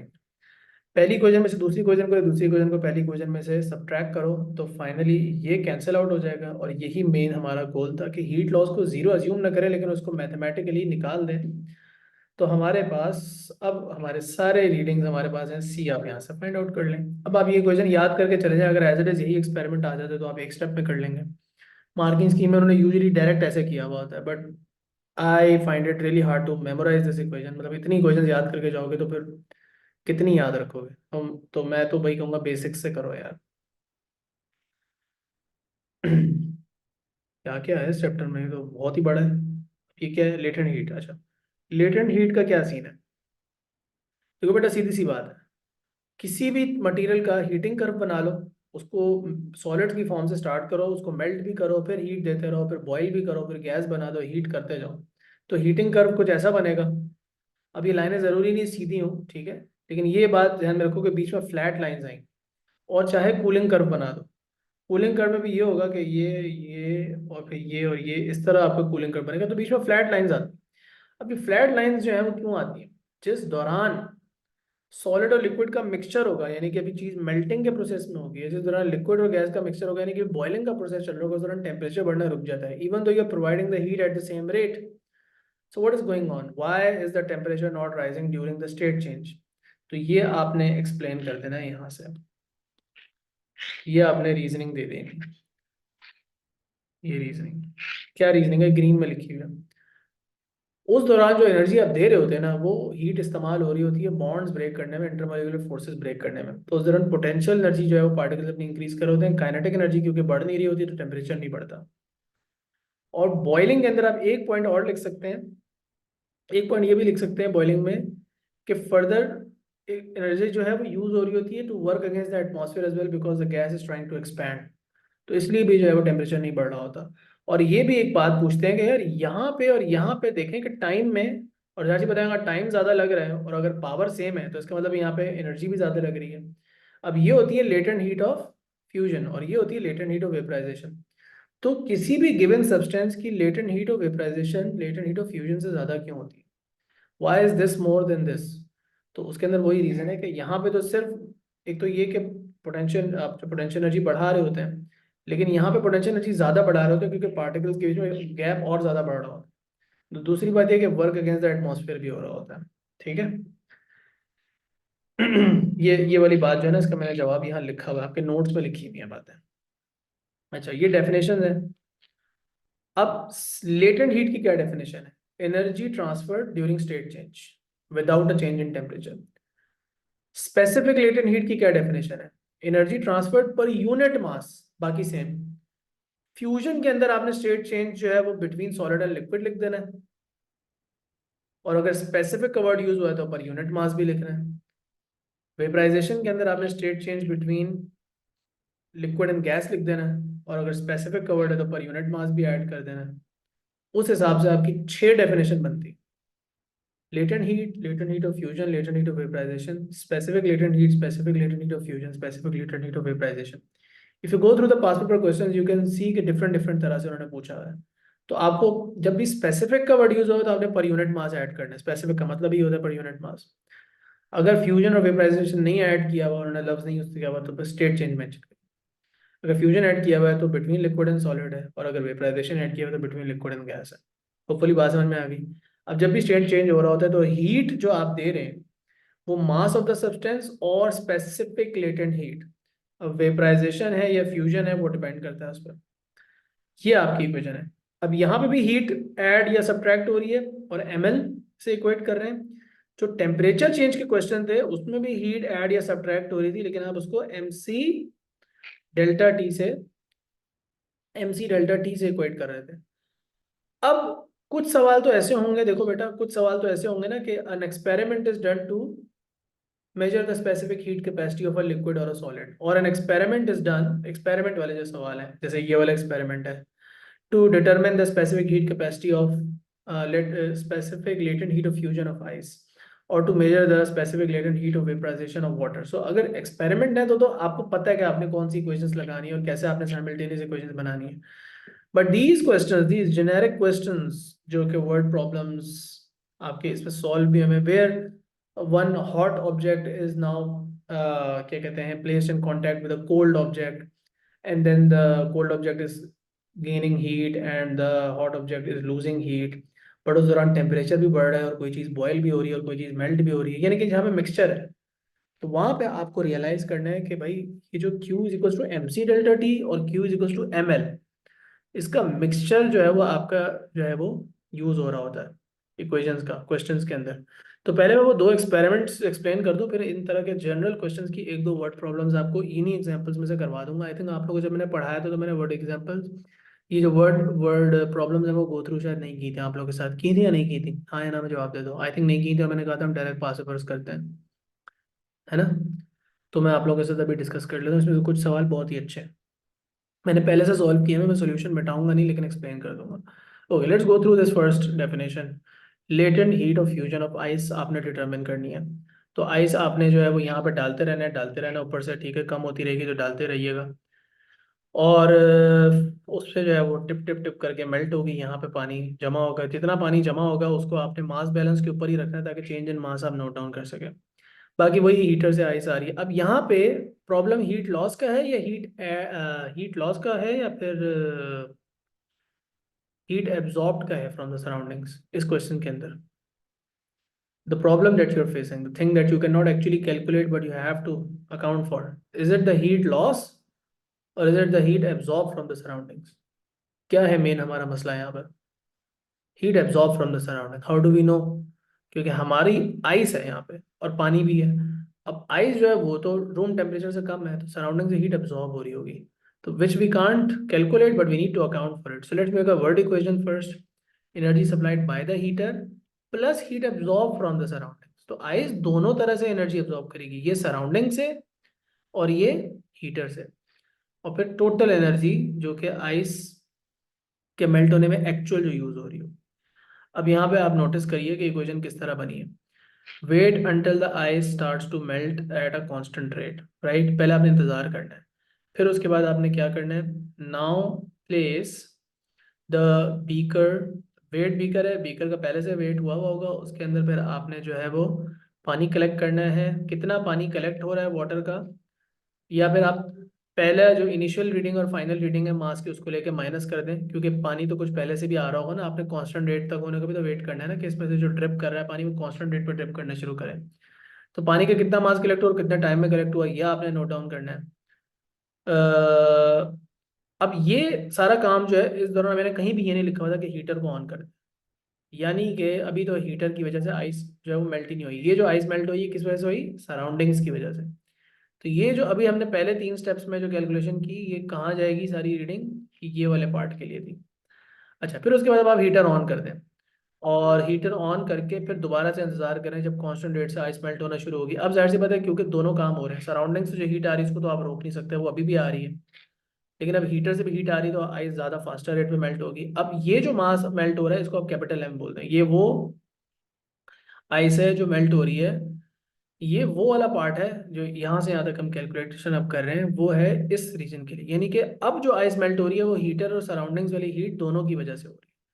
तो ये जो है इसके लिए कैपिटल एम इंटू वही लेटेंट हीट ऑफ फ्यूजन। अब ये एल एफ और ये एल एफ सेम है, obviously it's the same thing associated with ice.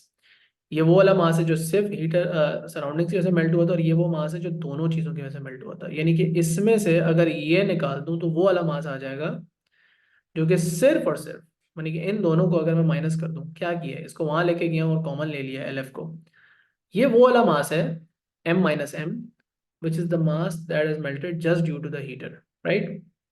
और उसको आईवीटी से इक्वेट कर लिया। यहाँ पे हम दो इक्वेशंस बना के साइमल्टेनियसली नहीं सॉल्व कर रहे, हम यहाँ पे एक ही सेट ऑफ रीडिंग्स ले रहे हैं, बट हमने अकाउंट फॉर कर लिया, हमने टेक्निकली अकाउंट फॉर कर लिया है यहाँ पे the energy that was absorb from the surroundings. ठीक है भाई, तो आपने ये काम कर लिया। अब इधर से आपने निकालना है, ये निकालना है, ये निकालेंगे आपका एक्सपेरिमेंट डन हो जाएगा। ओके, फिर वाटर के अंदर आप पानी को बॉईल करेंगे, वही टॉप पैन बैलेंस पे रखा हुआ है। अब यहाँ पे मसला हीट लॉस का है, क्योंकि पानी जब बॉईल होगा तो 100 डिग्री सेल्सियस पे होगा, तो सराउंडिंग में भी हीट लॉस हो रहा होगा। अब यहाँ पे इस एक्सपेरिमेंट के अंदर में दोबारा साइमल्टेनियस इक्वेशंस बनानी पड़ती है, ठीक है जी। हीट एब्जॉर्ब जो है ना वो हम टेक्निकली कैलकुलेट कर सकते थे। हीट एब्जॉर्ब इसलिए कैलकुलेट कर सकते थे क्योंकि आप मास मेल्ट होती हुई आइस का मास जो है वो आप मेजर कर सकते हैं, और वो बगैर हीटर के भी मेल्ट होती है, तो इसलिए उसको आप मेजर कर सकते थे। लेकिन जो आप पानी को बॉयल है बगैर हीटर के करवा नहीं सकते। तो अब उसने जब बॉयल होना है पानी ने तो हीटर के साथ ही होना है। तो इसलिए जो हीट लॉस हो रहा होगा वो अलग से आपको पता नहीं चलेगा, इसलिए आपको दो इक्वेशंस बना के उसे एलिमिनेट करवाना पड़ेगा। तो ये आपके स्टेप्स लिखे हुए हैं। आप जो है वो हीटर को ऑन करें, करंट को कांस्टेंट रखें। मास जब कांस्टेंट रेट पे कम होना शुरू हो जाए तो फिर मास m1 आप नोट डाउन कर लें इन अ टाइम इंटरवल टी। आई की वैल्यू और वी की वैल्यू नोट डाउन कर लें। अब करंट और वोल्टेज थोड़ा बढ़ा दें या कम कर दें, और फिर उसके बाद आप दोबारा से मास को कांस्टेंट रेट पे इवेपोरेट होने का वेट करें। अब नई रीडिंग ऑफ मास ले लें in the same interval T. अब जाहिर सी बात है, अगर आपने करंट और वोल्टेज बढ़ाया होगा तो ज़्यादा मास आएगा ये वाला, अगर कम किया होगा तो ये वाला मास कम आएगा। टाइम इंटरवल दोनों केसेस में मैंने सेम रखा है, ठीक है। तो टाइम इंटरवल सेम है, latent heat of vaporization same है because that is the constant, और हीट लॉस दोनों केसेस में सेम कैसे? अब इसकी रीजनिंग क्या हो देगा कि हीट लॉस, अब तो कोई ऐसी हमने कोई जानबूझ के तो सेम रखने की कोशिश नहीं की, वहां तो स्पेसिफिक हीट कैपेसिटी एक्सपेरिमेंट में तो टेम्परेचर सेम रखा था।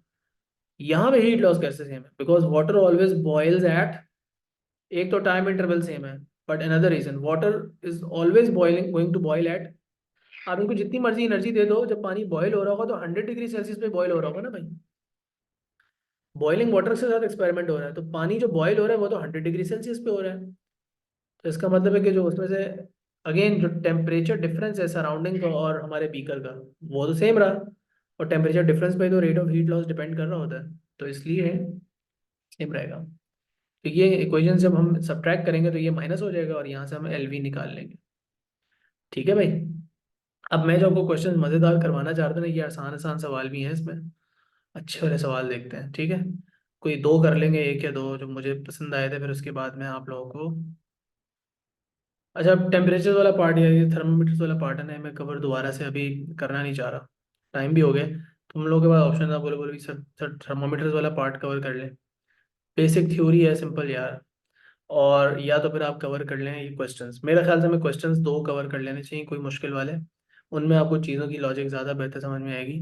थर्मामीटर का इतना कम छोटा मोटा कोई इधर उधर पार्ट आ जाता है कि पूरा सवाल उस पर ऐसे बेस नहीं करते हो। चलो आओ, क्वेश्चन बताता हूँ, ठीक है। अब ज़रा चेक करें हमने कौन सा सवाल करना है। जो मैं सवाल करना है ना वो 6 7 8 9, चलो 6 7 8 9 जल्दी जल्दी देखते हैं। पढ़ो सवाल पढ़ो, मैं सवाल नहीं बोल रहा यार, मैं खामोश हो रहा हूँ थोड़ी देर के लिए, आप सवाल पढ़ो। पानी पी लो तब तक, गला बैठ गया।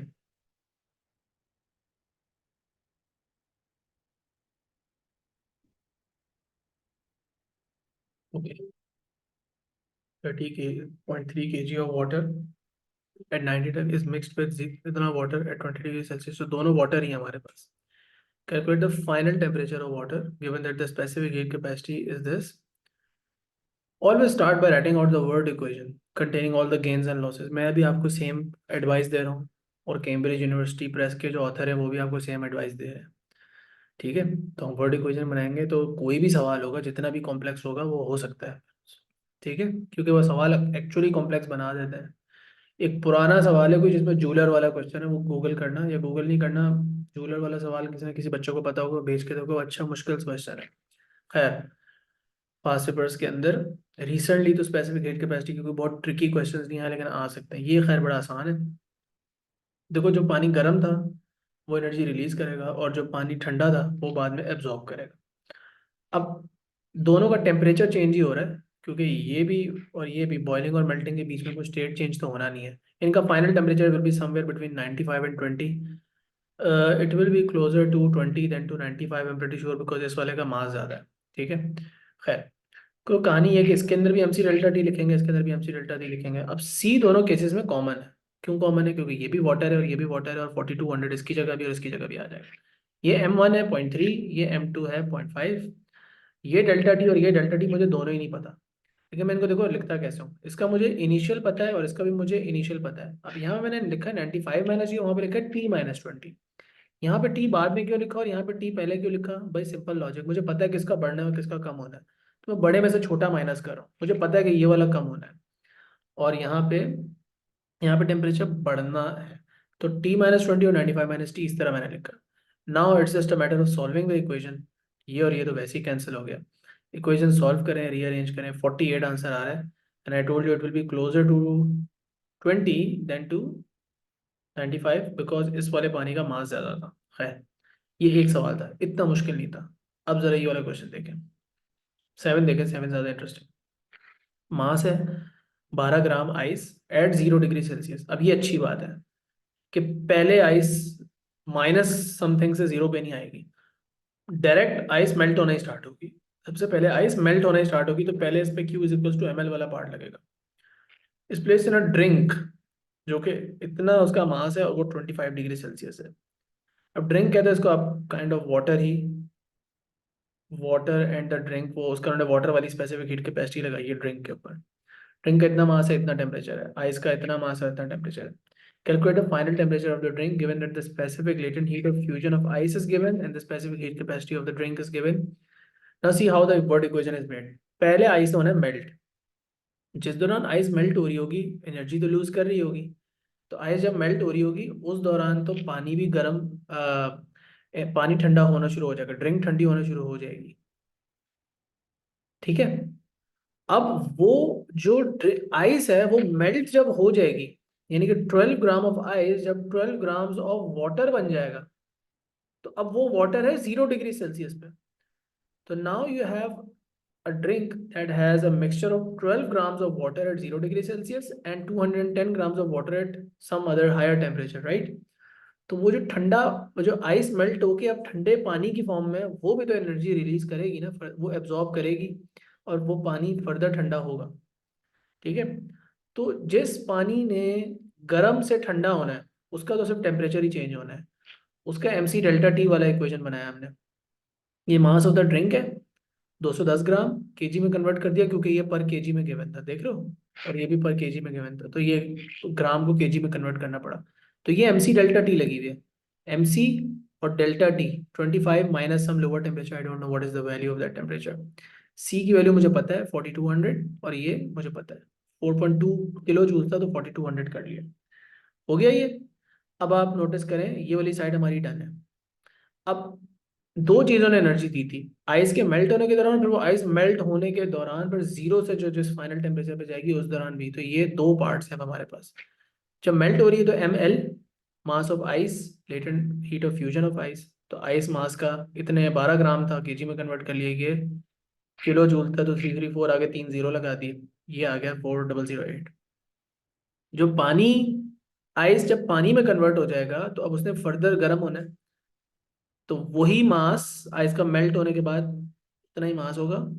अब इस पे ये जो ये वाला जो पार्ट है, इस पे MC डेल्टा टी लगाए या ML लगाए? MC डेल्टा टी लगाए, क्योंकि अब टेम्परेचर चेंज वाला हिसाब है।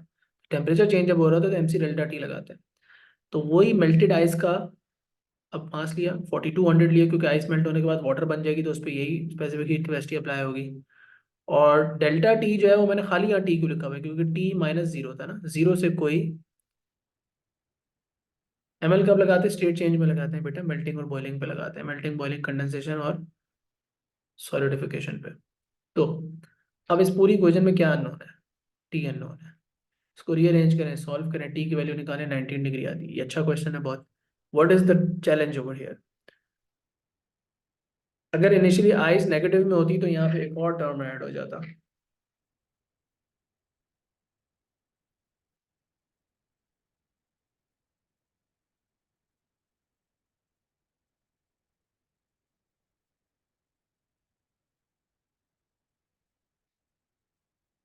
वो होता मास ऑफ आइस और latent, sorry, specific heat capacity of ice, और फिर आइस का जो भी टेम्परेचर उस वक्त होता, आइस का इनिशियल टेम्परेचर और जीरो, इनका डिफरेंस, मतलब ये वाला टर्म भी यहाँ पे ऐड हो जाता।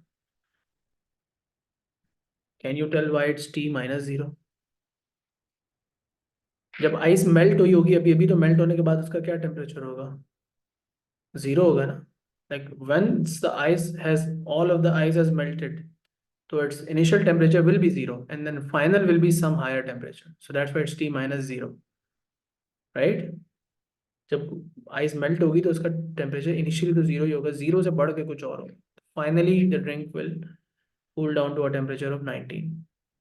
तो भाई ये मजे मजे के सवाल हैं। अब ये क्वेश्चन देखो, इतना तो मुश्किल नहीं है, लेकिन चलें कर लेते हैं। सवाल के अंदर जो है ना, इन्होंने ये फ्लेम वाली बात बस अलग से जो है वो डाल दी है। कर लेते हैं। लंप ऑफ कॉपर इतना is heated by a gas flame, then it is transferred to a mass of 450 grams of water. Initially at 20, final temperature of the copper and the water is 31. Calculate the temperature of the flame. अब flame का temperature, अब technically चीज़ों में mix तो नहीं हुआ flame, लेकिन copper का जो इनिशियल टेम्परेचर होगा वही फ्लेम का टेम्परेचर होगा ना, फ्लेम उसे अपने टेम्परेचर तक ले आएगा। ठीक है, तो ये रेड हॉट कॉपर हम पानी में डाल रहे हैं, और इससे हमारा अब देखो कितनी लक की बात है कि पानी बॉईल नहीं हो रहा, लेकिन इस तरह के क्वेश्चन में वो ये भी कह सकते थे कि कुछ पानी बॉईल हो गया, होता भी है। अगर आप बिल्कुल रेड हॉट मेटल लें और पानी के अंदर डालें तो आपको बबल्स क्लियरली नजर आएंगे, सो यानी कि some of the water also boils off, and there is a question that I have seen somewhere which includes this stuff. तो उसमें फिर यहाँ पे यार एमएल वाला पार्ट भी ऐड हो जाएगा, ठीक है। खैर अभी इतना आगे नहीं जाते, अभी यही कर लेते हैं। तो कॉपर ने एनर्जी लूज करनी और वाटर ने गेन करनी, इधर भी एमसी डेल्टा टी उधर भी एमसी डेल्टा टी है, ज़्यादा कोई मुश्किल नहीं है, ये उसी टाइप का सवाल है जैसा पहला वाला था। बस ये है कि कॉपर की स्पेसिफिक हीट कैपेसिटी यहाँ आपने डाली है और वाटर की यहाँ डाली है, और इन्होंने शुरू में लिखा था कि use table 12.1 to do these questions. तो वाटर और कॉपर की स्पेसिफिक हीट कैपेसिटी यहाँ से लेनी थी हमने, ठीक है, वो बुक के अंदर लिखा हुआ था, तो इसलिए मैंने टेबल यहाँ डाल दिया था। तो कॉपर की और वाटर की स्पेसिफिक हीट कैपेसिटी यहाँ से ली, कॉपर की यहाँ डाली, वाटर की यहाँ डाली। बाकी आप देख लो, टेम्परेचर चेंज का ख्याल रखना है। कॉपर का इनिशियल टेम्परेचर नहीं पता, ज़्यादा होगा, फाइनल टेम्परेचर कम होगा, तो T-31 लिखा है। वाटर का मुझे फाइनल टेम्परेचर 31 पता है और इनिशियल 20 पता है, तो चेंज यहाँ पे 11 का आ गया डायरेक्ट। तो 475 इज द फाइनल आंसर, यानी कि वाटर काफ़ी हीटअप हो जाएगा। नहीं नहीं नहीं, 475 ये कॉपर का इनिशियल टेम्परेचर है, यानी कि बहुत ज़्यादा हाई टेम्परेचर है। एनीवेज आगे चलेंगे जी। इसका क्वेश्चन नंबर 9 देख लें। ये भी अच्छा सवाल है, इसमें आपको सिर्फ नहीं, इसमें भी मिक्सचर नज़र आ रहा है, ये भी अच्छा क्वेश्चन है। तो steam at 100, steam already at 100 but है स्टीम, ओके, वाटर नहीं है, is passed into a mass of 350 gram of water initially at 15, steam condenses, तो condense होगी तो ml लगेगा उस पर, mass of steam, latent heat of vaporization, mass of steam required to calculate the mass of steam required to raise the temperature of the water at 80 degree Celsius. तो energy release by steam condensing, जब steam condense होती है तो energy release होती है, याद रखो, condensing is the opposite of boiling, condensation के दौरान एनर्जी रिलीज होगी। तो ये एनर्जी देगी स्टीम, स्टीम एनर्जी देगी वाटर को। फिर स्टीम कंडेंस होने के बाद will become water at 100 degree Celsius, तो it will be hot water after condensing.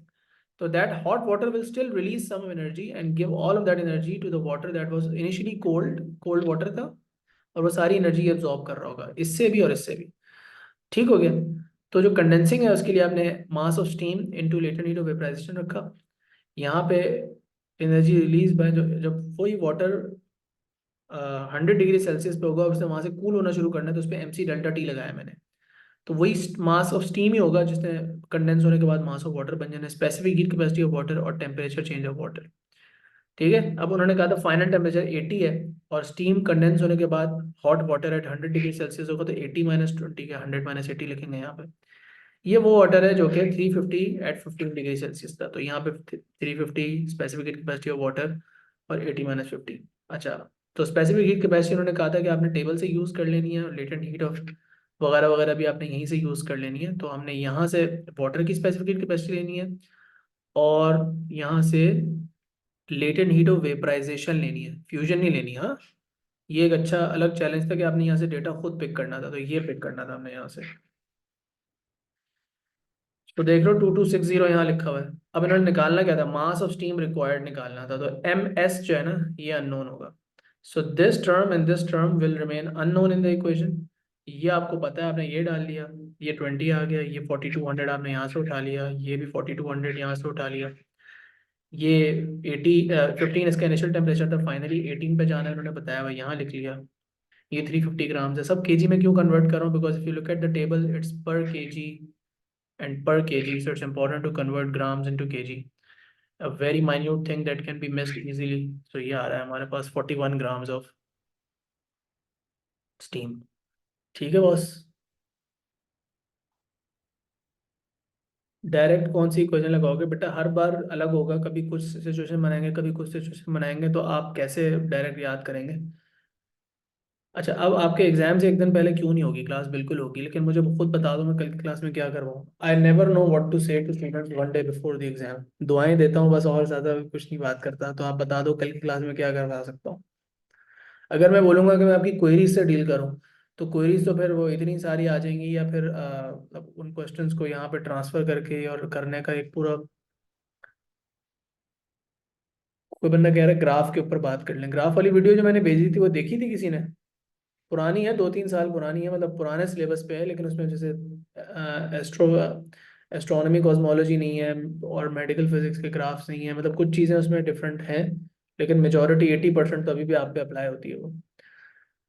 तो वही वो देख लेना वैसे, बाकी फिर भी मैं देखता हूँ और कोई सजेशंस दे दो कल की क्लास के लिए।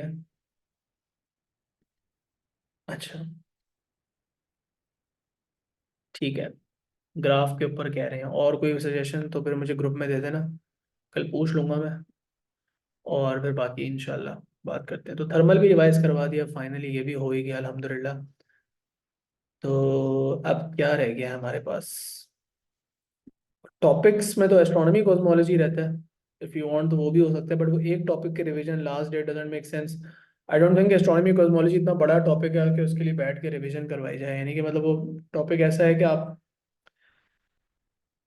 उसके बैठ के टॉपिक्स वो लेक्चर्स भी देखेंगे तो जल्दी से कवर हो जाएगा, मतलब it's not a huge topic or is a particularly difficult topic. मतलब वो ऐसा नहीं है कि टॉपिक बहुत हार्ड है। अभी रिसेंट उसका जो आई थिंक फेब मार्च 24 में किसी ने सवाल जो इंक्रीज डिक्रीज वाला मुझसे शेयर किया था, वो आई थिंक थोड़ा सा था tough, if I am not wrong. बाकी तो मुझे पता नहीं फेब मार्च 24 का सवाल था या पता नहीं कौन सा सवाल था, देखा था वो मैंने, वो आप लोगों ने मुझे भेजा भी था। खैर, चलें छोड़ें इस बात को। अब क्या करना है, अभी अल्लाह हाफिज करते हैं, बाकी कल का फिर डिसाइड करते हैं क्या करते हैं। ग्राफ्स वाली चीज़ मेरे जहन में है, but if there are other ideas can give them to me. बाकी बस दुआएं करेंगे और क्या। फॉर्मूला शीट वगैरह डेफिनेशन की शीट आपके पास है, इधर उधर से आप लोगों ने और भी काफ़ी पीडीएफ शेयर किए हैं, तो आप अपनी एक तरह से रिवाइज कर लें चीज़ें, डेफिनेशन याद कर लें, फॉर्मूलाज याद कर लेंगे, याद करने की चीज़ें हैं, कुछ ग्राफ्स याद करने वाले हैं वो याद करने की चीज़ें उनको याद कर लें। बाकी जो चीज़ें आपकी, तहज्जुद में वैसे पढ़ता नहीं हूँ, मेरी नमाज़ें बहुत रेगुलर चल रही हैं, आप दुआ करो अल्लाह मुझे नमाज़ों की तौफीक दे। लेकिन चलें आप लोगों के लिए स्पेशल फिर भी दुआ वैसे भी करूँगा। ठीक है, चलें जी। अभी अल्लाह हाफिज़ करते हैं, कल इंशाल्लाह एक दफ़ा फिर मिलेंगे, फिर P5 के लिए भी हमने मिलना है। ओके, अल्लाह हाफिज़।